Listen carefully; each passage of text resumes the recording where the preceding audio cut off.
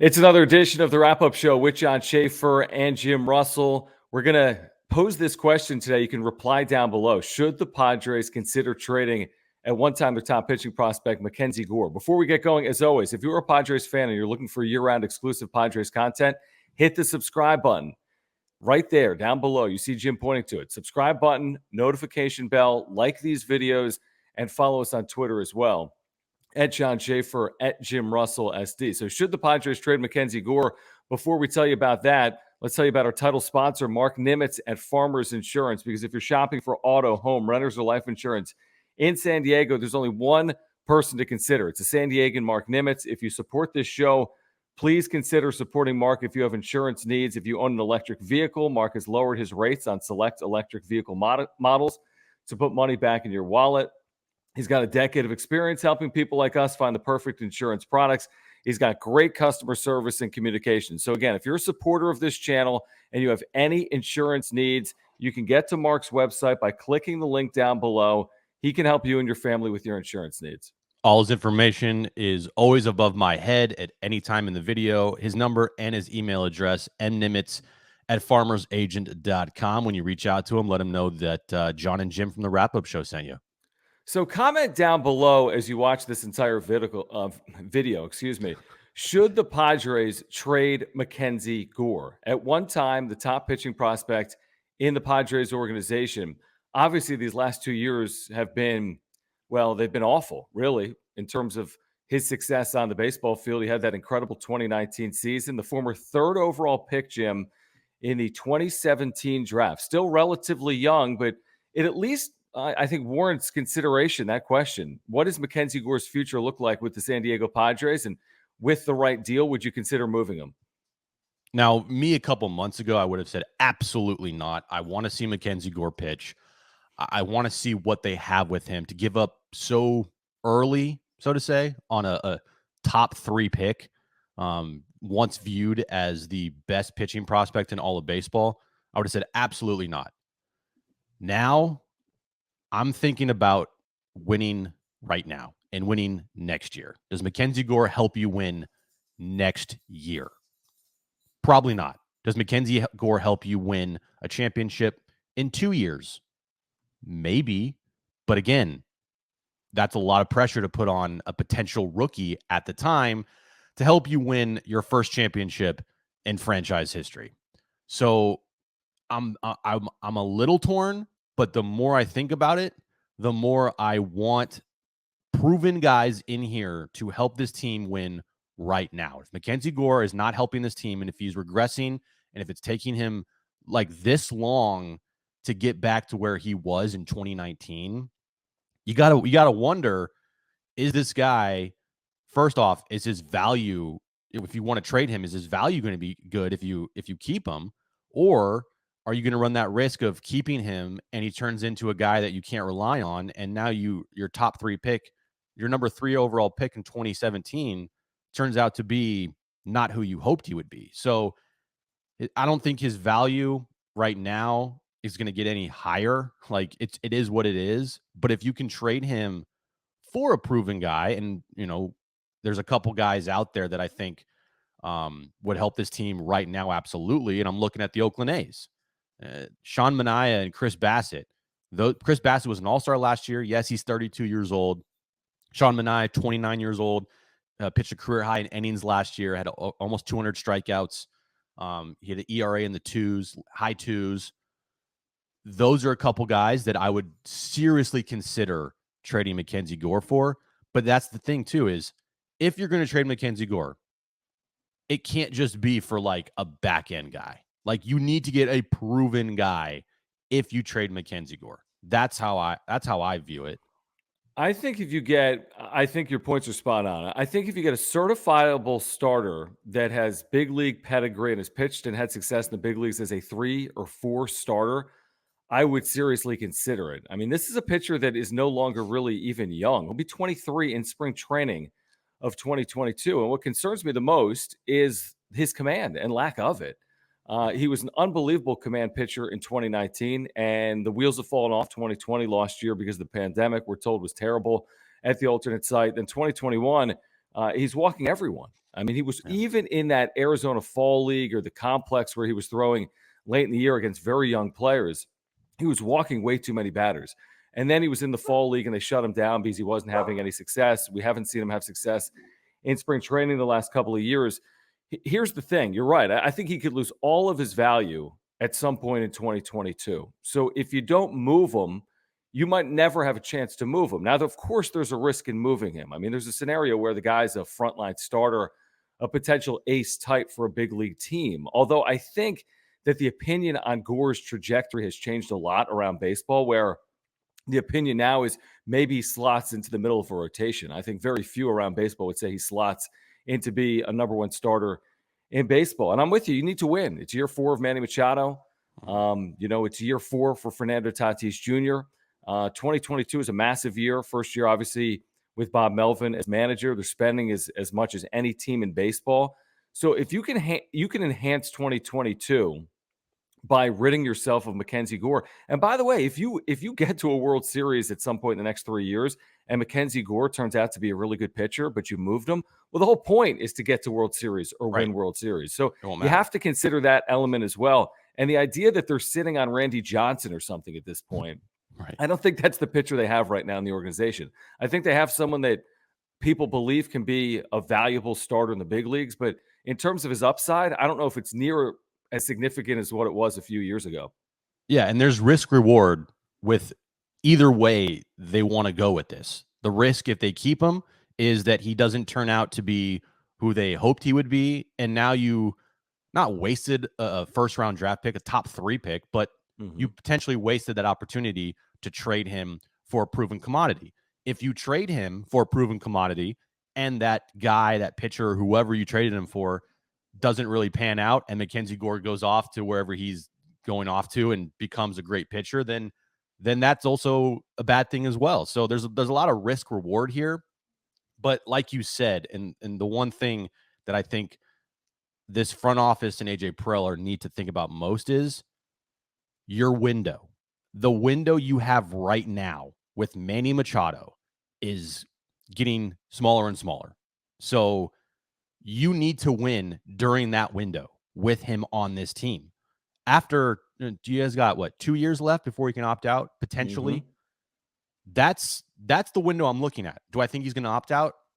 I don't know, but let's just say he does. Okay, you have 2 years left to win with Manny Machado. That's it. And is MacKenzie Gore fit in that 2-year window to help you win right now? Looking at where MacKenzie Gore is at, I don't see it because of how much work he needs to do. Now, maybe Ruben Niebla, who has been already seen working with him at Petco Park, is this pitching guru, like everyone says, and he fixes them, and that would be great. But what if he doesn't? What if it turns into another year of trying to get him right, trying to get him to throw strikes, his mechanics, his potential blister issues, because he had those problems, early in his career. So do you want to run the risk of waiting for MacKenzie Gore while also potentially not having the opportunity to trade MacKenzie Gore for a proven asset to help you win right now in the window that we just talked about? Or, are you going to trade him and you're going to finally say, look, it's not working. We tried and we want to win right now because we have the pieces ready to win. And if we can get a proven guy in here like a Sean Manaea or a Chris Bassett, which would be great, then let's do it. Let's win right now. Push the chips in the middle of the table. And by the way, I agree with you. But by the way, I don't think you could get Sean Manaea or Chris Bassett. And I think if you could, I would pull the trigger on those deals immediately. From the A's perspective, yes, I think you like the controllability of a player like Gore that does have upside, and you'd have him, for 6 years potentially before he's a free agent. But with that being said, I wonder if they could do better. I really do, because Gore is no longer considered one of these, can't miss top 50 type players. He's gone from number 1 in baseball across the entire sport in terms of pitching prospects to, arguably a top 100 prospect. It really is arguable. I think he's listed as a top 100 prospect by a number of publications. That'll change in a heartbeat if he's got a similar spring training in 2022 to 2021, or if he has a similar 6 or 7 starts to start 2022 in the minors that he had in 2021. And by the way, the last time we saw him on the mound in the Arizona Fall League, he was awful. They shut him down.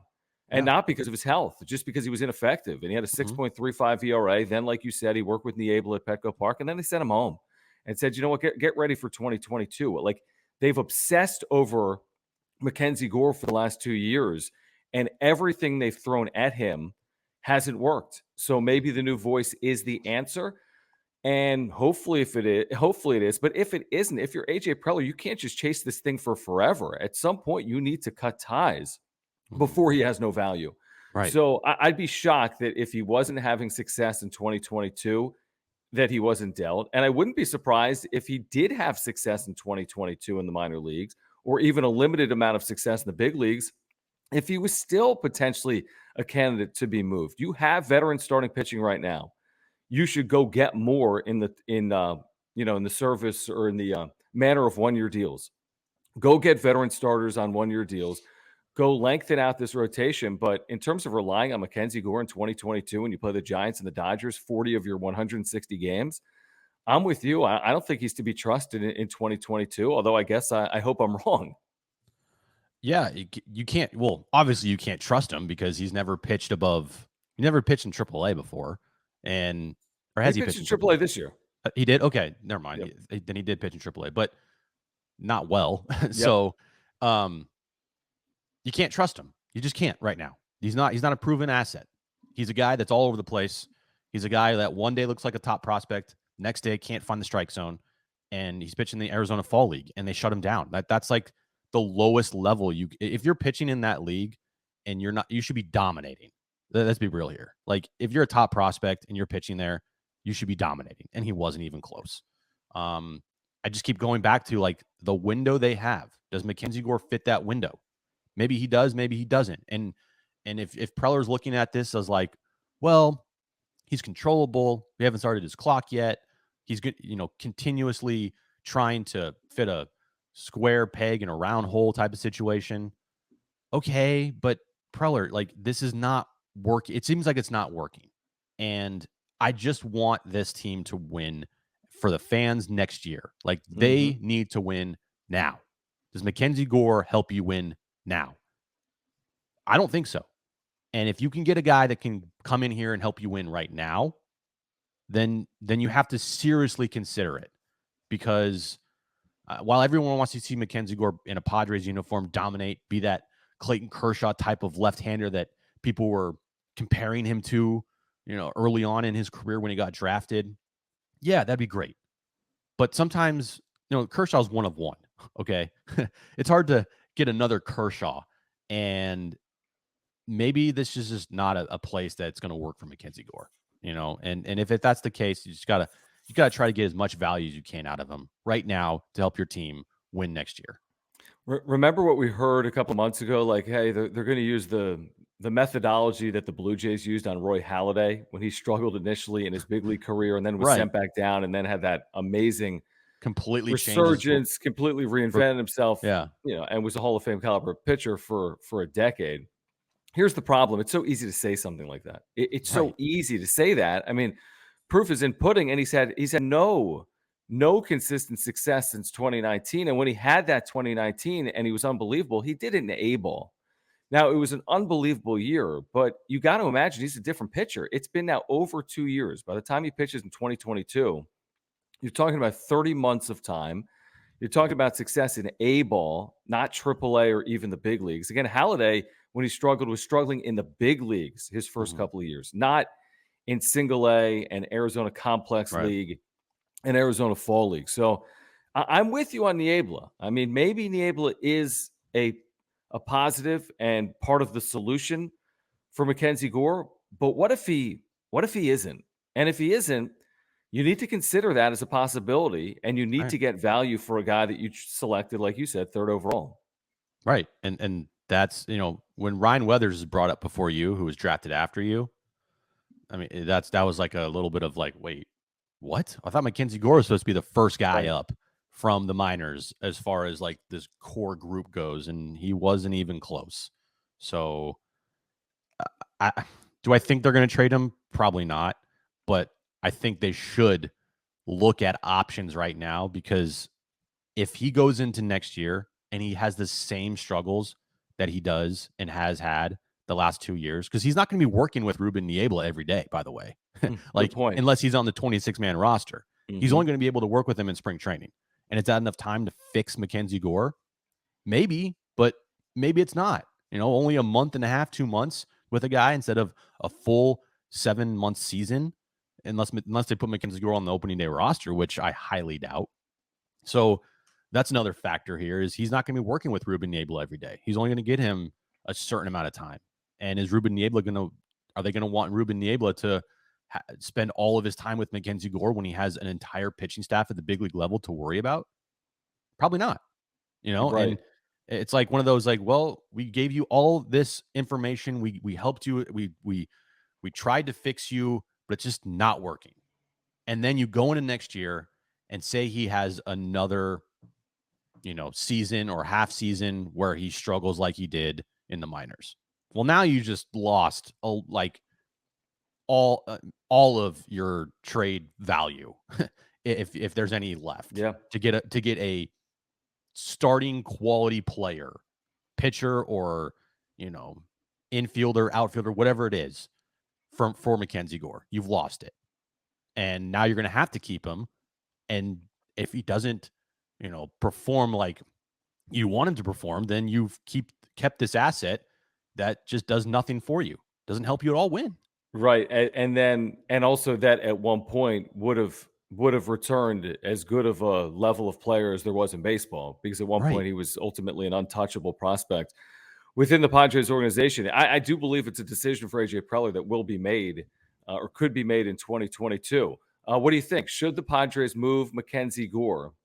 Reply in the comments section down below. And you can also answer this question: is he fixable based on what's happened these last 2 years? If you are new to this channel, we have year-round exclusive Padres content for you. So if you are a Padres fan, hit that subscribe button, hit the notification bell as well. Like these videos and follow us on Twitter at John Schaefer, at Jim Russell SD. Until next time, this has been the Wrap Up Show, presented by Mark Nimitz at Farmers Insurance.